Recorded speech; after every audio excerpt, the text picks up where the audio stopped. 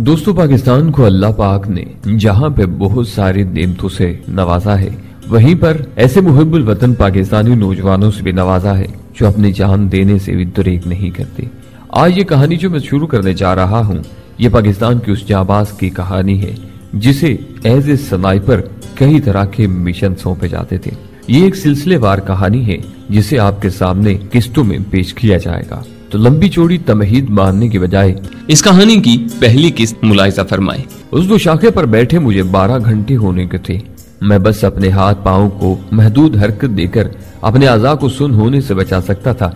इससे ज्यादा हरकत करने की आयाशी मेरी किस्मत में नहीं थी, लेकिन ये सब मेरे लिए इतना ज्यादा भी मुश्किल नहीं था कि मुझे अपने फर्ज से बाज रख सकता। दौरान ट्रेनिंग में 36 घंटे इससे भी महदूद जगह पर बैठकर गुजार चुका था, बल्कि एक मरतबा तो मुझे 48 घंटे गुजारने पड़ गए थे। लेकिन इसमें भी शक नहीं कि ट्रेनिंग और हकीकत में जमीन और आसमान का फर्क होता है। ट्रेनिंग होती ही गलतियां सुधारने के लिए है, जबकि हकीकत में गलती करने का मतलब अपनी जान गंवाना होता है। खासकर एक स्नाइपर के लिए गलती का तस्वुर ही महाल होता है। मेरे पसंदीदा उस्ताद राव तस्वुर कहा करते थे कि उनके मुताबिक स्नाइपर के पास फायर करने के लिए 2 गोलियां होती हैं। पहली गोली हदफ के लिए, और अगर वो खता हो जाए तो दूसरी गोली अपने लिए, क्योंकि दुश्मन के हाथ आने का मतलब जिंदा दरगोर होना होता है। अलबत्ता गोली के निशाने पर लगने की सूरत में ऐसी अफरा तफरी और इंतशार फैलता है कि स्नाइपर की तरफ लोगों का ध्यान हट जाता है। यूं भी स्नाइपर का हदफ अहम शख्सियात ही को निशाना बनाना होता है, लेकिन अमली जिंदगी में आने के बाद मैं ये कहने में हक बजानिब हूँ कि इसके बरक्स होना भी मुमकिन है। क्योंकि एक बार हमारा एक साथी नाकाम फायर करने के बाद भी अपनी जान बचाने में कामयाब हो गया था, और उसकी वजह उसका अहानी इरादा, बेहतरीन कैमोफ्लाज और निशानाबाजी में आला दर्जे की महारत थी। गो असल हदफ खुशकिस्मती से बच गया था, मगर उसके 8-9 मुहाफिज हमारे स्नाइपर ने चुन चुन कर मार डाले थे। मजबूरन दुश्मन को स्नाइपर पकड़ने से ज्यादा अपनी जान बचाने की फिक्र हुई और वो मजीद कमक की तलाश में मैदान छोड़कर भाग गए। उनकी वापसी तक हमारा साथी वहां से गायब हो चुका था। दर हकीकत एक स्नाइपर को निशानेबाजी में महारत के साथ जहनी तौर पर भी चाको चुबंद और होशियार होना चाहिए, ताकि हालात के मुताबिक बेहतर फैसला कर सके। उसके साथ उससे छुपने की जगह का चुनाव भी करते वक्त वहां से फरार होने के रस्तों को भी निगाह में रखना चाहिए कि किसी भी नागहानी सूरत हाल में वहां से भागकर अपनी जान बचा सके।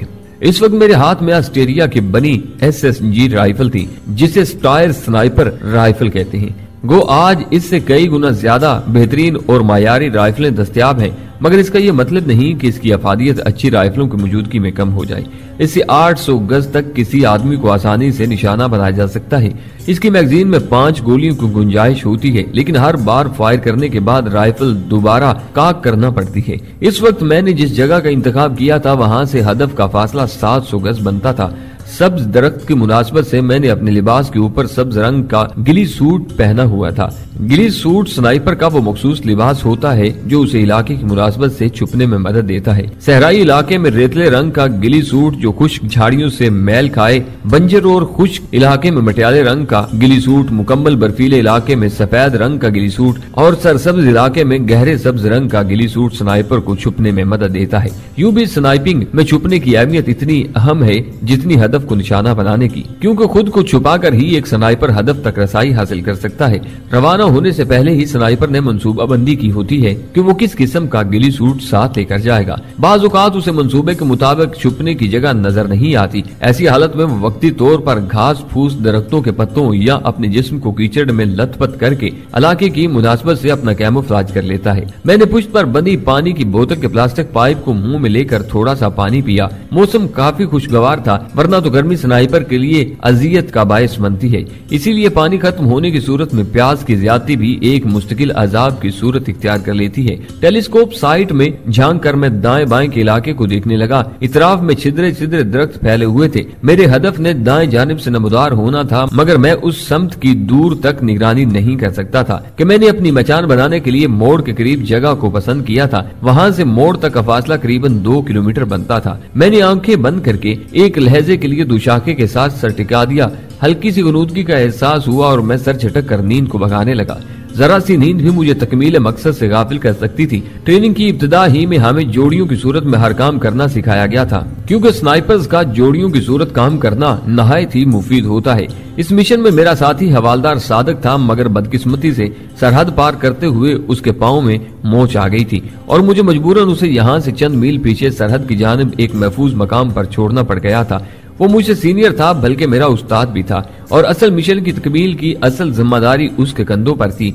पाँव में मोच आने के बाद वो वापसी के हक में था, मगर मैं अकेला जाने पर बजिद हुआ कि मेरा पहला मिशन था और पहली बार ही मुंह उठा के वापस हो जाने में मुझे सुबकी महसूस हो रही थी। उम्मीद थी मेरी वापसी तक उसने चलने के काबिल हो जाना था। मैंने कलाई पर बंधी घड़ी पर निगाह उड़ाई। घड़ी की सुइयां 6:30 का हिस्सा अबूर कर चुकी थी। मैं सुबह 5 बजे से पहले दरख्त पर सवार हुआ था। इस वक्त सूरज गुरूब होने की मुकम्मल तैयारी कर चुका था। यकीनन मेरे हदफ की आमद अगली सुबह तक के लिए मुलतवी हो गई थी कि इस इलाके में रात की हरकत न होने के बराबर थी। मैंने आखिरी बार दाएं बाएं देखा और हाथ फैलाकर अंगड़ाई लेने लगा। मजीद चंद मिनट मैंने अपने मुख्तलिफ अज़ा को हरकत देकर सुस्ती को भगाया और फिर समाल पैक से भुने हुए चने निकाल कर खाने लगा। चने खाकर मैंने पानी पीने के लिए वाटर पाइप को मुंह लगाया तो 2 घूंट से ज्यादा पानी न मिल सका। मैं आते वक्त एक चश्मा ताड़ाया था, मगर वहां तक जाने के लिए मुझे अंधेरा होने का इंतजार करना था। दुश्मन का इलाका था। मेरी नकलो हरकत किसी की निगाह में आने का मतलब मिशन से हाथ धो बैठना था। अंधेरा होते ही मैं दरख्त से नीचे उतर आया। समाल पैक से अमेरिकन नाइट विजन साइट निकालकर उसके साथ लगे तस्मों की मदद से साइट आंखों पर बांधी। साइट ऑन करते ही उसका अंदरूनी पैटर्न रोशन हुआ और मुझे हर तरफ हल्का सब्ज दिखाई देने लगा। अंधेरी रात में वो साइट मुझे 12-13 तारीख के चांद के बकदर इर्द गिर्द का इलाका रोशन दिखा रही थी। राइफल कंधे से लटकाकर मैंने पिस्टल हाथ में पकड़ लिया, क्योंकि स्नाइपर राइफल से तेजी से फायर करना नामुमकिन होता है। हर स्नाइपर अपने साथ स्नाइपर राइफल के अलावा कोई अच्छी साख्त का पिस्टल जरूर रखता है, ताकि बवक्ते जरूरत उसे काम में ला सके। पिस्टल के नाल पर साइलेंसर फिट था। 30 राउंड की लंबी मैगजीन लगाकर ग्लाक 19 किसी भी तरह क्लैशनकोव से कम मुफीद नहीं था। 30 राउंड की लंबी मैगजीन लगाकर ग्लाक 19 किसी भी तरह क्लैशनकोव से कम मुफीद नहीं था। एक स्नाइपर को स्नाइपर राइफल के साथ पिस्तौल के इस्तेमाल में भी महारत हासिल करना जरूरी होता है, और बिला शुबा मैं पिस्तौल के इस्तेमाल में खुसूसी महारत रखता था। चश्मे की तरफ कदम बढ़ाने से पहले मैंने फितरी तकाजा पूरा किया और फिर चश्मे की तरफ बढ़ गया। वो पहाड़ी इलाका था। जुलाई के महीने में मौसम अच्छा खासा सर्द था। दिन की रोशनी में दूर नजर आने वाली ऊंची चोटियों पर बर्फ की सफेदी देखी जा सकती थी। गो दिन को सूरज की तमादत माहौल को काफी हद तक गरमा देती थी, मगर ये हिद्दत भी खुशगवार असर लिए होती थी। चश्मा मचान से करीबन 1.5 किलोमीटर दूर था। इस करीबन 1.5 किलोमीटर में 25-30 गज की कमी पेशी हो सकती थी, इससे ज्यादा नहीं, क्योंकि एक स्नाइपर के लिए फासलों का अंदाजा लगाना बेकार का मशगला नहीं, ट्रेनिंग का हिस्सा होता है, जो बाद में अमली जिंदगी में काम आता है। इतराफ का जायजा लेते हुए मैं नॉर्मल रफ्तार से चश्मे की तरफ बढ़ता गया। जंगली जानवरों से मुठभेड़ होने का खतरा न होने के बराबर था। गो इस इलाके में कभी कभार रीछ और शेर नजर आ जाते हैं, मगर ऐसा वाकया खाल ही पेश आता है। अलबत्ता वहाँ लूमड़ कसीरुल तादाद पाए जाते हैं। दुश्मन की गश्ती दस्ते भी चौंका पहले से मौजूद रस्तों पर गश्त करते रहते थे, इसलिए उनकी तरफ से भी मैं बेफिक्र था।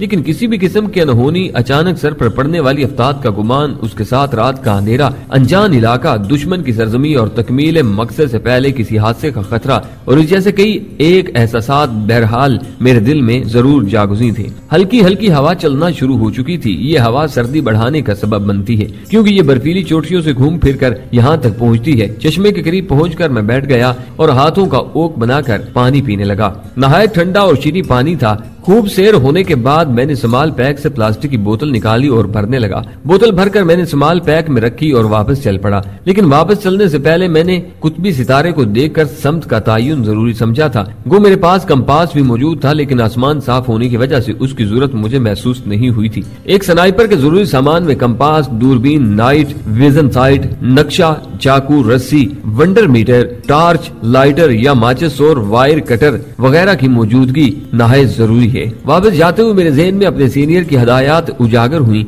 जो उसने मिशन पर रवाना होने से पहले हमें दी थी। 28 या 29 जुलाई को इस इलाके में ब्रिगेडियर प्रकाश की आमद मुतवक्का है। उसने दीवार पर टंगे बड़े से नक्शे पर सब्ज रंग के लेजर पॉइंट की रोशनी से एक मखसूस जगह की निशानदही की थी, और ये वही बदबख्त है जिसके हुक्म से इस सरहदी पट्टी पर आए रोज गोलाबारी जारी रहती है। उसने मखसूस रास्ते की निशानदही के साथ नक्शे के साथ लटकी एक बड़ी सी तस्वीर पर लेजर पॉइंट की रोशनी डाली। वो तस्वीर ब्रिगेडियर प्रकाश की थी। हमारे सीनियर की गुफ्तगू जारी रही। सरहद के सुकून को तह बाला कर दिया है खबीस ने। गो इस बेमकसद गोलाबारी से सरहदी इलाके के मजलूम शहरी ही बेसुकून रहते हैं, बल्कि कई एक जख्मी और जाँ बहक होने की खबरें भी तवातर से मिलती रहती हैं। इसलिए ऐसे शर पसंद जो अमन मुआहदे को खातर में लाए बगैर अपनी कार्रवाइयां जारी रखें, जिंदा रहने का हक खो देते हैं। यह ऐसा खबीस शख्स है कि इसकी अपनी सिपा इससे सख्त नाला है। इसे यहाँ तैनात हुए 4 माह होने को है और इन 4 माह में शायद ही कोई दिन ऐसा गुजरा हो जब इसके हुक्म से दुश्मन की तोपें खामोश हुई हों। अब हमें बावसूख जराए से खबर मिली है कि ये अगले मोर्चों के मुआयने के लिए इन 2 तारीखों में आने वाला है। यकीनन इस बदबख्त ने कोई नई शरारत सोचनी होगी। हम इसकी शरारतों से खौफजदा नहीं, लेकिन शरारत करने वाले का सद्जवाब अगर मुमकिन हो तो सुस्ती नहीं करनी चाहिए। और सादिक, आप सीनियर हैं, इससे पहले भी कई बार सरहद पार जाकर कामयाबी से हमकिनार हो चुके हैं, जबकि राजा ज़ीशान हैदर पहली मर्तबा किसी मिशन पर जा रहा है। आज 28 जुलाई का दिन गुजर गया था और कल ब्रिगेडियर प्रकाश की आमद यकीनी थी। मैंने देखभाल और खूब सोच समझकर दुश्मन की आमद की समत से बाएं जानब एक दरख्त पर आर्जी मचान बनाई थी।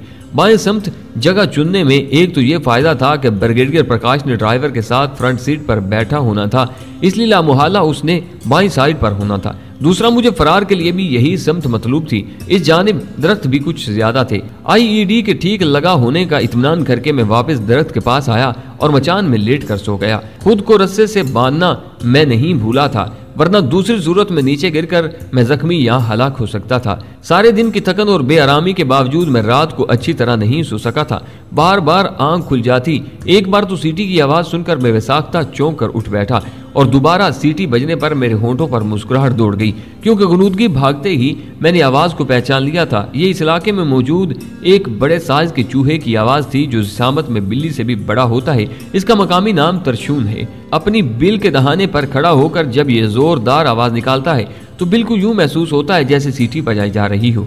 सुबह तड़के उठकर मैं जरूरियात फितरत से हम कलाम हुआ और फिर दरख्त पर चढ़कर ऊँघने लगा। दुश्मन की आमद बाद दोपहर मुतवक्का थी, क्योंकि इस रैंक के ऑफिसर का सुबह तड़के जागना एक मजाक ही मालूम होता है। जागने के बाद बजरिया हेलीकॉप्टर ब्रिगेड हेडक्वार्टर में पहुंचना और फिर वहां से अगले मोर्चों के मुआयने के लिए बाय रोड आने में इतनी देर तो बहरहाल को ही जानी थी, मगर इसके बावजूद बिल्कुल ही बेपरवाह हो जाना मुनासिब नहीं था। धूप के तेज होते ही मैं संभल कर बैठ गया। वक्फे वक्फे से मैं दूरबीन के जरिए इर्द गिर्द के इलाके का जायजा भी ले लेता था। यूं ही सूरज ने निस्फ सफर तय किया, मतलूबा सम से एक जीप नमूदार हुई। मैंने दूरबीन आंखों से लगा ली। जीप का नजारा बिल्कुल करीब हो गया था। फ्रंट सीट पर बैठे हुए दोनों जवानों की शक्ल ब्रिगेडियर प्रकाश से बिल्कुल मेल नहीं खाती थी। थोड़ा मजीद नजदीक आने पर उनके रैंक भी नजर आने लगे थे। ड्राइवर के साथ दरमियानी रैंक का एक आदमी बैठा था, जबकि अकबी जानिब 3 आदमी क्लाशकोफों से लैस खड़े हुए थे। जीप सुस्त रफ्तारी से चल रही थी। यकीनन ये ब्रिगेडियर प्रकाश के आने से पहले रास्ते की देखभाल कर रहे थे। मेरे तने हुए असाब ढीले पड़ गए थे। वो उसी सुस्त रफ्तारी से उस कच्चे रास्ते पर से गुजरते चले गए। मुझे यकीन था कि इंतजार की घड़ियां खत्म होने को हैं। अपने कैमोफ्लाज का बगौर जायजा लेकर मैं ब्रिगेडियर प्रकाश के इस्तकबाल के लिए तैयार हो चुका था। घुटनों पर रखी राइफल मैंने हाथों में थाम ली थी। टेलीस्कोप साइड के सामने और रकबी तरफ के गिलास को उतार कर मैंने मोड़ की समत शस्त बांध ली थी। साइड के अंदर 3 गहरी स्याह लकीरें नजर आ रही थी। 2 लकीरें दाएं बाएं से दरमियान की तरफ नजर आ रही थी और एक कतरे मोटी लकीर थी जो नीचे से ऊपर की जानिब उठ कर जा रही थी। मुअक्खरुल जिक्र लकीर नीचे से मोटी थी और इसका ऊपरी सिरा बिल्कुल बारीक था। तीनों लकीरें दरमियान से जरा पहले खत्म हो जाती थी। अगर नीचे वाली लकीर को ऊपर की तरफ मुकम्मल उठा दिया जाता तो साइड के अंदर बड़ा सा जमा का निशान बन जाता। इस अमूदी लकीर का ऊपरी सिरा मेरा शस्ती नक्शा था। दुश्मन की गश्ती जीप को गुजरे घंटा गुजरा होगा कि एकदम मोड़ से 3 गाड़ियां नमूदार हुई। 2 खुली छत की जीपें और दरमियान में छत वाली जीप टोयोटा जीप थी। 2 खुली छत की जीपें और दरमियान में छत वाली टोयोटा जीप थी। दरमियानी रफ्तार से चलते हुए तीनों गाड़ियों ने किलोमीटर भर का फासला तय किया था कि अचानक मुझे टोयोटा जीप के शीशों का काला रंग नजर आया। मेरा दिल बैठने लगा। हदफ को मैंने साइड से निशाना बनाना था और काले शीशों की वजह से हदफ का नजर आना मुमकिन नहीं था। इसका एक हल तो यही था कि मैं सामने से जीप को निशाना बनाता, मगर ऐसी सूरत में हदफ का फासला मुझसे बढ़ जाता, जिसके बायस दुरुस्त निशाना लगाना मुमकिन नहीं था। इस राइफल से 800 मीटर तक ही दुरुस्त निशाना लगाया जा सकता था। अगर 800 मीटर से फासला बढ़ जाता फिर निशाने की दुरुस्तगी यकीनी नहीं थी। मेरे गुमान में भी ये नहीं था कि इस मनहूस की जीप काले शीशों वाली होगी। यूं भी आर्मी में जीपों के काले शीशे इससे पहले मेरी नजर में नहीं गुजरे थे। एकदम मुझे अपना मिशन नाकाम होता दिखाई दिया। मेरे पास सोचने के लिए 2-3 मिनट से ज्यादा वक्त नहीं था। ब्रिगेडियर प्रकाश ने वापसी के लिए दूसरा रास्ता इख्तियार करना था, ये जहां से 15-20 किलोमीटर दूर था। ब्रिगेडियर प्रकाश से पहले वहां तक पहुंचना मेरे लिए नामुमकिन था। अगर मैं बहुत ज्यादा तेज रफ्तारी का मुजाहिरा करता और किसी न किसी तरह वहां पहुंचने में कामयाब हो भी जाता, तब भी खुद को छुपाकर दुश्मन के खिलाफ कोई प्रोग्राम सोचकर उस पर अमल पैरा नहीं हो सकता था। उस्ताद सादिक ने आखिरी नसीहत में कहा था कि एक तरबियत याफ्ता सिपाही का मिशन में नाकाम होने के बाद जिंदा वापस लौटना भी आधी कामयाबी होती है, मगर मैं अपने पहले मिशन में आधी कामयाबी पर इक्तिफा नहीं कर सकता था। गाड़ियों का फासला हर गुजरते सेकंड कम होता जा रहा था। राइफल की बैरल पर साइलेंसर फिट था और फायर होते वक्त सिर्फ हल्की सी ठग की आवाज उठनी थी, जो फायर की जगह से ज्यादा चंद गज दूर तक सुनी जा सकती थी। और फिर फैसला कुन लम्हा आन पहुंचा। अगली जीप मेरे सामने से गुजरी। ब्रिगेडियर का टोयोटा इससे 20-25 गज पीछे था। मैं सेकंड भर में एक नतीजे पर पहुंचा और शस्त्र लेते हुए ट्रैगर दबा दिया। ठग की आवाज के साथ बुलेट ने मिजल को छोड़ा और इसी लम्हे सबसे आगे वाली जीप का पिछला टायर जोरदार धमाके से फट गया था। जीप हल्के से लहरा कर रुक गई। जीप में खड़े बावर्दी हथियार बरदार जवान छलांग लगाकर नीचे उतरे और चारों तरफ सरसरी नजर दौड़ाकर टायर की तरफ मुतवज्जा हो गए थे। तीनों गाड़ियां रुक गई थी। सबसे आखिरी जीप में मौजूद हथियार बरदार जवानों ने भी जीप से उतरकर एतराफ में पोजीशन इख्तियार कर ली थी। इस दौरान मैंने काकिंग हैंडल को खींचकर राइफल इस एहतियात से दोबारा काक कर ली थी कि खाली केस नीचे जमीन पर न गिरने पाए। पथरीली जमीन पर तांबे का केस अच्छी खासी आवाज पैदा करके दुश्मन को मुतवज्जा होने का बाइस बन सकता था। अगली जीप के ड्राइवर ने जीप की अकबी तरफ बंधा फालतू टायर खोलना शुरू कर दिया था। उसी वक्त मेरी दुआएं रंग लाई और मेरी तरकीब को कामयाबी की झलक नजर आई। ब्रिगेडियर प्रकाश ने अपनी जानब का शीशा नीचे करके सर बाहर निकाला। शायद वो अगली जीप वालों को कोई हदायत देने वाला था या खाली एक नजर ही बाहर देखना चाहता था। मुझे इसके इरादे से कोई गर्ज नहीं थी। शीशे के नीचे होते ही मेरी उंगली ने एक झटके से ट्रैगर की आजादाना हरकत को पूरा करते हुए मुकम्मल ट्रैगर दबा दिया। सर में लगने वाली गोली चीखने का मौका नहीं दिया करती। ताकतवर बुलेट ने उसका आधा सर उड़ा दिया था। ड्राइवर बुलंद आवाज में चीखा और जीप का दरवाजा खोलकर बाहर निकला। बाकी सब भी उस तरफ मुतवज्जा हो गए थे। मैंने उनसे नजर हटाकर एक बार फिर राइफल काक की और आईईडी की जगह पर निशाना बांधकर तीसरी गोली फायर कर दी। कान फाड़ देने वाला धमाका हुआ। इसी वक्त तमाम हथियार बरदारों ने अचानक फायर खोल दिया था। क्लचनकोफों के फायर की तड़तड़ाहट से माहौल गूंज उठा था। चूंकि किसी को अभी तक मेरे छुपने की जगह के बारे में मालूम नहीं हुआ था, इसलिए वो चारों तरफ गोलियां बरसा रहे थे। जीप की अकबी निशस्त खोलकर 2 ऑफिसर बाहर आए और तमाम को अंधाधुंध फायर करने से मना करने लगे। यकीनन ब्रिगेडियर प्रकाश के बाद वही दोनों सीनियर थे। हमारे उस्ताद सूबेदार राउत सफर कहा करते थे कि किसी भी फौजी दस्ते को अगर सरसैमा और हवास बाख्ता करना हो तो उनके कमांडर को खत्म कर दो। कमांडर की गैर मौजूदगी में वो दस्ता भेड़ों का रेवड़ बन जाता था। अपने उस्ताद का सुनहरी कौल इस वक्त मेरे दिमाग में गूंजा और मैंने टोयोटा जेब से बरामद होने वाले दोनों ऑफिसर्स में से एक के सर का निशाना लेकर फायर दाग दिया। वो उछल कर नीचे गिरा। दूसरा एक लम्हे के लिए शाक की कैफियत में आ गया था। मौका गनीमत जानते हुए मेरी राइफल ने मैगजीन में मौजूद आखिरी गोली उगली और दूसरा भी उसके करीब गिरकर बिन पानी की मछली की तरह फड़कने लगा। मैंने सराज से मैगजीन बदली। उस वक्त वहाँ 8 बंदे जिंदा नजर आ रहे थे।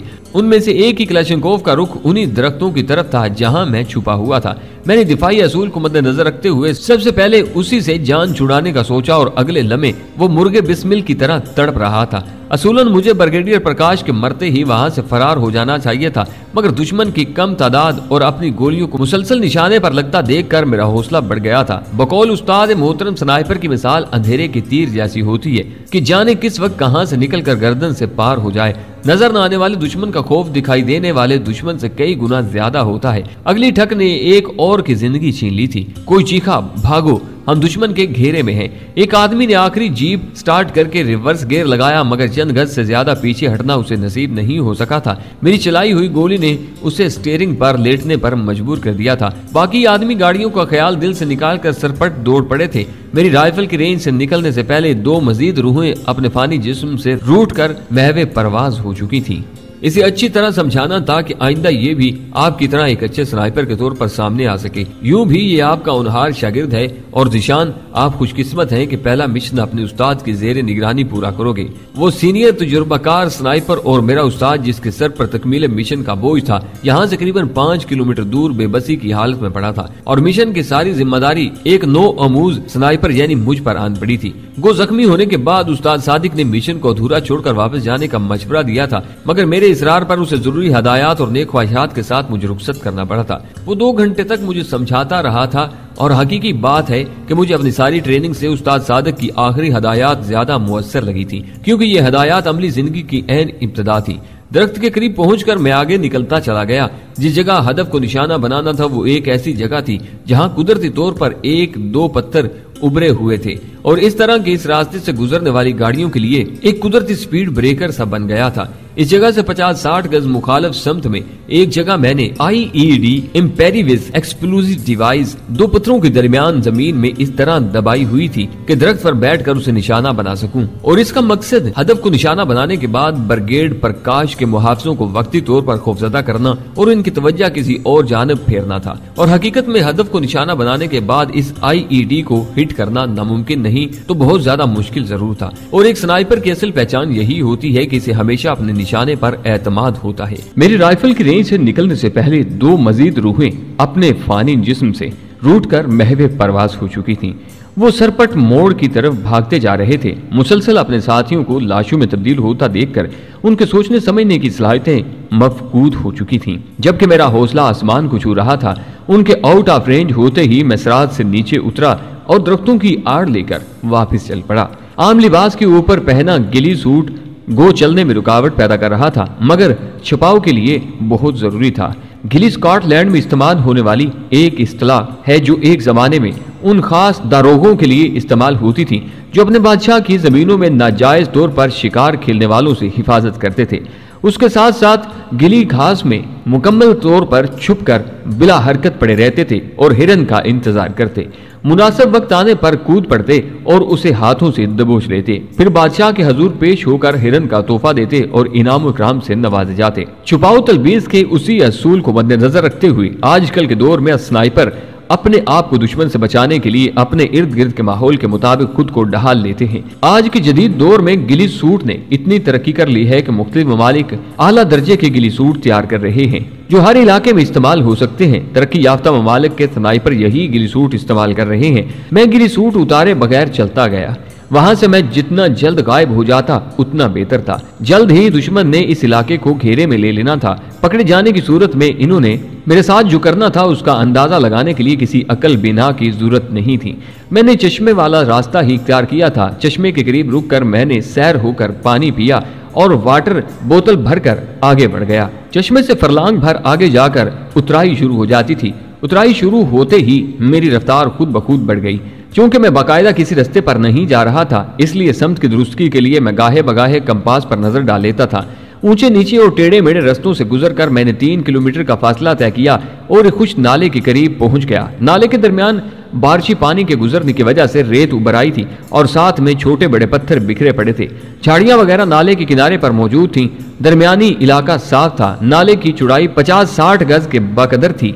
वहां से 700-800 गज फासले पर मौजूद टिकरी पर इंडियन आर्मी के एक सेक्टर का बेस मौजूद था, जहां से नाले का ये दरमियानी हिस्सा आसानी से देखा जा सकता था। झाड़ियों के अंदर लेटकर मैंने दूरबीन आंखों से लगा ली। बेस पर गैर मामूली चहल पहल देखते ही मुझे यकीन हो गया कि इन तक ब्रिगेडियर प्रकाश के हलाक होने की खबर पहुंच चुकी है। 10 आदमियों का एक दस्ता मुझे बेस से नीचे उतरकर नाले की समत आता दिखाई दिया।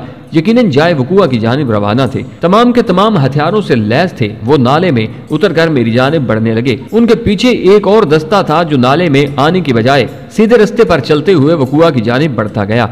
ये मेरी खुशकिस्मती थी कि मैं तेज रफ्तारी से चलते हुए उस जगह पहुंच गया था, वरना यकीनन इस रास्ते में मुठभेड़ होती और ऐसी सूरत में मेरा मारा जाना या पकड़ा जाना यकीनी था।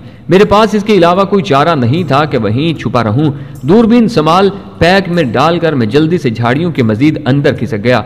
झाड़ी के तने के करीब पहुंचकर मैं बिल्कुल साख्त लेट गया, यूं कि अपने सांस की आवाज खुद मुझे भी सुनाई नहीं दे रही थी। मुझे ज्यादा इंतजार नहीं करना पड़ा था। जल्द ही उनकी बातों की आवाज मुझे सुनाई देने लगी। वो पंजाबी और हिंदी दोनों जुबानों में बात कर रहे थे। पंजाबी बोलने वाले शायद सिख थे। उनके करीब आने तक झाड़ी के तने और शाखों पर फिरती हुई चींटियों ने मेरे बदन पर मटर गश्त शुरू कर दी थी। ऐसी हालत में आम बंदा चींटियों को बदन से दूर झटकने से बाज नहीं रह सकता, क्योंकि ये बहुत बेदर्दी से काटते हैं। मेरे कान की अकबी जानिब और नाक की जड़ में भी दो ने बड़े मजे से दांत गाड़ रखे थे, मगर मैंने पलक तक नहीं झपकी थी। ऐसी हालत में तो स्नाइपर एक बिच्छू को भी खुद से दूर नहीं झटकता। कम से कम 8-10 बंदे होंगे। मेरी समातों से गुजरने वालों का पहला मुकम्मल और वाज़िया फिक्रा यही टकराया था। ज्यादा भी हो सकते हैं। एक दूसरी आवाज ने उसकी तरदीद की थी। वो जोड़ियों की सूरत में रवाना थे। अपने हथियार उन्होंने तैयारी हालत में पकड़े हुए थे। एक आदमी नाले की दाएं और दूसरा बाएं समत की निगरानी कर रहा था। यार अच्छा हुआ ब्रिगेडियर प्रकाश से तो जान छूटी, खज्जल खवार कर रखा था बेगैरत ने। ये दूसरी जोड़ी के आदमी की आवाज थी। उसके साथी ने जवाब दिया, उसकी तो खैर है, बल्कि मेजर सूरन की मौत भी काबिल बर्दाश्त है, मगर कर्नल जगजीत सिंह बहुत अच्छा इंसान था। घात लगाने वाले बस ब्रिगेडियर प्रकाश के लिए ही आए होंगे, मगर उसकी आवाज मौधूम होती गई और तीसरी जोड़ी की आवाज मेरी समातों से टकराने लगी। अगर उनकी तादाद वाकई 8-10 है तो हम 10 बंदे उन्हें कैसे रोकेंगे? उसके साथी ने जवाब दिया, दूसरी पार्टी सीधे रास्ते पर जा रही है और बाकी सेक्टर से भी पार्टियां रवाना है। सारे इलाके का घेराव करके तलाशी ली जाएगी। कमांडोज प्लाटून भी बुलाई जा रही है। चौथी जोड़ी का एक आदमी उन्हीं झाड़ियों में जहां मैं छुपा हुआ था रुकता हुआ बोला, मेरा ख्याल है ये जगह मुनासिब है। उसके साथी ने जवाब दिया, अच्छा जल्दी करो, मैं आगे जा रहा हूँ, तुम फारिग होकर आ जाना, ठीक है? कहकर वो झाड़ी की आड़ में आकर अपनी पैंट खोलने लगा। आखिरी जोड़ी के एक आदमी ने मुस्कुराकर कहा, सुरेश तेरी पैंट अभी से ढीली हो गई है क्या? उसके दूसरे साथी का कहका उसके साथ शामिल था। सुरेश जवाबन बोला, यार सुबह से पेट खराब है, अब आप लोग मजाक ही उड़ाओगे। वो आगे गुजरते चले गए थे, जबकि सुरेश पैंट खोलकर इत्मीनान से बैठ गया। उसका रुख मेरी जानिब था, मगर उसकी निगाहें अपने साथियों की तरफ मुतवज्जा थी। मैं इस वक्त झाड़ियों का हिस्सा बना हुआ था। मेरे बदन का कोई जुज भी गिली सूट से बाहर नहीं था। सर पर रखी हुई टोपी ने पूरे चेहरे को ढांप रखा था। मखसूस स्याह रंग की करीम मैंने पूरे चेहरे पर थोपी हुई थी। स्नाइपर राइफल पर भी मैंने सब्ज रंग के कपड़े की कतरने इस अंदाज से बांधी हुई थी कि सिवाय राइफल के दहाने की कोई चीज नजर नहीं आ रही थी। अचानक फिजा में वायरलेस सेट की आवाज गूंजी। यकीनन सुरेश का वाकी टाकी बोल रहा था, number 5 send your location over, सफेद नाला जंगल मोड़ ओवर। दूसरी आवाज ने अपनी जगह बताई। यकीनन इस नाले का कोड नाम सफेद नाला था। मेरी मौजूदा पोजीशन से वो नाला जनूब की जानिब मुड़ रहा था। नाले की मगरबी तरफ इनका सेक्टर बेस था। बेस के नीचे भी छिदरे छिदरे दरख्त मौजूद थे, मगर मशरकी तरफ काफी घने दरख्त फैले हुए थे जो नाले के साथ दूर तक चले गए थे। जनूब की तरफ मुड़ने के बाद नाले की चौड़ाई दुगने से भी ज्यादा हो गई थी और दरख्त बतदरीज जो अब टिकरियों तक फैल गए थे, उनमें छेड़ू देयार के बुलंदो बाला दरख्तों के साथ साथ झाड़ी नुमा दरख्त भी मौजूद थे। तुंग के सदाबहार दरख्त भी बकसरत बिखरे हुए थे और इन दरख्तों के जंगल में मैं अपने उस्ताद सादिक को छोड़ गया था। स्नाइपर के नुक्ता नजर से अब ये इलाका महफूज नहीं रहा था, मगर अपने साथी को साथ लेना नहायत जरूरी था। अगर हवालदार सादिक वहां छुपा न होता तो यकीनन मैंने नाले में आगे बढ़ जाना था और दुश्मन के इस इलाके को घेरने से पहले मैं कहीं दूर निकल गया होता। अपने साथियों को चौकन्ना होने की हिदायत दे दो और तमाम को बता दो कि यहाँ सिर्फ एक बंदे की मौजूदगी के आसार मिले हैं। वो बहुत अच्छा निशानेबाज और मंझा हुआ स्नाइपर है। इस एक ही ने हमारे 8 आदमियों को शहीद कर दिया है, इसलिए एहतियात से काम लो, ओवर। मुसलमानों की देखा देखी दूसरे मज़ाहिब के लोग भी अपनी जंग में हलाक होने वाले सिपाहियों को शहीद कहने लगे हैं। राजर नंबर 5 ने गोया बात समझ जाने का इकरार किया। किसी भी छोटी से छोटी बात की फौरन इतला देना, कीप लिसनिंग आउट। आकाम देने वाले ने उसे आउट कहते ही दूसरी पार्टी को पुकारना शुरू कर दिया। Number 6 send your location over. जवाब मिला, Nala road junction over, copied message same to you. पूरी बात दोहराने की जरूरत उसने इसलिए भी महसूस नहीं की थी कि नंबर 5 से होने वाली गुफ्तगू नंबर 6 भी सुन रहा था। राजर नंबर 6 की तरफ से समझ जाने की इतला मिलने पर वो इसे भी लिसनिंग पर रखकर तीसरी पार्टी से बात करने लगा था। इस मर्तबा उसने नंबर 7 पुकारा था, मगर नंबर 7 की आवाज सुनाई नहीं दे रही थी।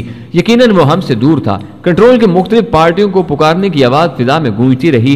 गुफ्तगू जारी रही। वो वाकी टाकी सेट की तरफ मुतवज्जा रहा और फिर मिट्टी में रेत भरकर अपनी सफाई करने लगा। पैंट बांधते वक्त उसकी नजर गैर इरादी तौर पर उसी झाड़ी की तरफ उठ रही थी जहां मैं छुपा हुआ था और उसकी बदबख्ती के मैंने उसे चौंकते देख लिया था। मुसलसल इस जानिब घूरने पर उसे मेरी हेत ने चौंका दिया था। यूं भी मैं अफरा तफरी में छुपा था, इसलिए झाड़ियां वगैरह अपने ऊपर नहीं डाल सका था। बेल्ट बांधे बगैर वो जमीन पर पड़े अपने हथियार की तरफ मुतवज्जा हुआ। उसके हथियार संभालने तक मैं ये फैसला कर चुका था कि मुझे क्या करना चाहिए। ठक की आवाज के साथ उसके सर में रोशनदान खुल गया था। वो नीचे गिर कर तड़पने लगा। मैं जल्दी से झाड़ी से बाहर निकला और उसकी लाश को घसीट कर झाड़ी में फेंक दिया। उसका वाकी टाकी सेट मुझे कारआमद लगा। वाकी टाकी सेट मां इजाफी बैटरी उठाकर मैंने पास रख लिया और फिर झाड़ियों की ओट में रहते हुए मैंने उसके जाने वाले साथियों की तरफ निगाह दौड़ाई। वो फरलांग भर आगे निकल गए थे। दूरबीन निकालकर मैंने बेस की तरफ निगाह दौड़ाई। एक आदमी मुझे टहलता हुआ नजर आया। उस जगह से नाला अबूर करने में देखे जाने का सख्त खतरा था। मैं झाड़ियों की आड़ लेकर बेस की तरफ रवाना हो गया। वाकी टाकी सेट की आवाज कम करके सेट मैंने ऑन रहने दिया था। जल्दी ही सेट से सुरेश को पुकारा जाने लगा। Number 5 for nickname Suresh over. Number 5 for nickname Suresh over. वो बार बार सुरेश को पुकार रहा था। फिर जैसे ही उसने वक्फा किया, सेट से एक दूसरी आवाज बुलंद हुई। वैसे ज्यादातर कारयीन तो जानते होंगे, मगर जिनका कभी वायरल सेट से वास्ता नहीं पड़ा उनकी इत्तला के लिए बताता चलूं कि वायरल सेट पर जब एक तरफ से बात हो रही हो तो सुनने वाला बात नहीं कर सकता। यहाँ तक बोलने वाले को ओवर कहकर अगले को मौका देना होता है। इसी जमन में यह भी याद रहे कि कंट्रोल इसको कहते हैं जो किसी जगह मौजूद तमाम पार्टियों को कंट्रोल कर रहा होता है। Control for number 5 over. Yes, number 5 for control over. वो कंट्रोल को जवाब देने लगा। नंबर 5 निकनेम सुरेश कहाँ गया है और जवाब क्यों नहीं दे रहा? वो रफा हाजत के लिए रुका था। 15-20 मिनट होने को है, पता नहीं क्यों जवाब नहीं दे रहा। मैंने उसकी तलाश में आदमी भेज दिए हैं। ओवर। अकेला आदमी नहीं भेजना, तमाम को वापस ले जाओ। हरी अप एंड जल्दी से ओके रिपोर्ट भेजो। ओवर। कंट्रोल से बोलने वाले का लहजा काफी सख्त और तंबीही था। राजर। नंबर 5 जल्दी से बोला, मगर कंट्रोल की तरफ से कोई जवाब नहीं मिला था। उनकी गुफ्तगू सुनकर मेरे कदमों में खुद ब खुद तेजी आ गई थी। थोड़ी देर बाद मैं बेस के नीचे से होकर नाला अबूर कर रहा था। उस जगह से बेस से मैं नजर नहीं आ रहा था और नाले में मौजूद दुश्मन की नजर से भी ओझल था। नाला अबूर करके मैं जूं ही झाड़ियों में घुसा। वाकी टाकी एक मर्तबा फिर बोल पड़ा। Number 5 for control over. उसकी आवाज सख्त घबराई हुई और मदहोश थी। Yes over. कंट्रोल की भारी आवाज उभरी। सुरेश कत्ल हो गया है। ओवर। नंबर 5 घबराहट आमेज लहजे में बोला था। हरी आप पोजीशन ले लो, वो यहीं कहीं छुपा है। मैं बाकी पार्टियां भेज रहा हूँ, जवानों को कहो आड़ में रहें। ओवर। राजर। नंबर 5 ने कहा। Control for Lali sector base. Over. Control यकीनन उसी बेस को राब्ता कर रहा था जहां से मैं गुजर कर आया था। Base for control send your message. Over. क्या अपने आदमी तुम्हारी नजर में है? ओवर। यस मुझे नजर आ रहे हैं। ओवर। क्या उनके अलावा कोई हरकत नजर आ रही है? ओवर। नो अब तक तो नजर नहीं आई, जैसी ही नजर आई मैं आपको बता दूंगा। ओवर। ओवर एंड ऑल कहकर कंट्रोल तमाम पार्टियों को सफेद नाले की तरफ इकट्ठा होने की हदायत जारी करने लगा था। मैंने उनकी गुफ्तगू के इख्तिताम पर वाकी टाकी को बंद कर दिया, क्योंकि मुसलसल चलने पर बैटरी ने खत्म हो जाना था। गो एक इजाफी बैटरी मेरे पास मौजूद थी, मगर फिर भी अक्लमंदी का तकाजा यही था कि मैं वाकी टाकी के इस्तेमाल में कफाई शायरी से काम लेता। उनकी गुफ्तगू ने मेरे कदमों में बिजली भर दी थी। मैं जितना जल्दी वहां से गायब हो जाता बेहतर था। अगर एक बार वो जंगल को घेरे में ले लेते तो यकीनन मैंने चूहे दान में फंस कर रह जाना था, बल्कि मेरे साथ उस्ताद सादिक भी मारा जाना था। किलोमीटर भर सफर तय करने के बाद मैं थोड़ा सा रुका। स्मॉल पैक से नक्शा निकालकर मैंने अपनी समत दुरुस्त की और फिर चल पड़ा। जल्दी ही मुझे इमदादी निशान नजर आ गया। ये चीड़ का एक बुलंद दरख्त था जिसके तने पर मैंने जाते वक्त मखसूस निशान लगाया था। वो दरख्त नजर आते ही मेरे लिए रास्ते की शिनाख्त आसान हो गई थी। उस दरख्त से 200 कदम जनूब की जानिब एक छतरी नुमा दरख्त जो थोड़ा सा मशरक की जानिब थोड़ा सा झुका हुआ था निशाने राह था। छतरी नुमा दरख्त के बगैर चीड़ का एक टूटा हुआ दरख्त इसी सीध में मौजूद था। आसमानी बिजली गिरने की वजह से वो दरख्त निसब तने से कट गया था। एक निशान मिल जाने के बाद बाकी निशान मिलते चले गए। टूटे हुए तने वाले दरख्त से आगे मुझे 15-20 मिनट लगे और इसके बाद मैं ठीक उस मकाम तक पहुंच गया था जहां मैंने उस्ताद सादिक को छोड़ा था। उस्ताद सादिक। मैंने हर एहतियात बलाए ताक रखकर उसे आवाज दी। मेरे पास वक्त बहुत कम था, वरना असूलन तो मुझे वहां बेधड़क आने से गुरेज करना चाहिए था, क्योंकि अगर उस्ताद सादिक खुदा न ख्वास्ता किसी वजह से पकड़ा गया होता तो यकीनन दुश्मन वहां मेरी घात में बैठा होता।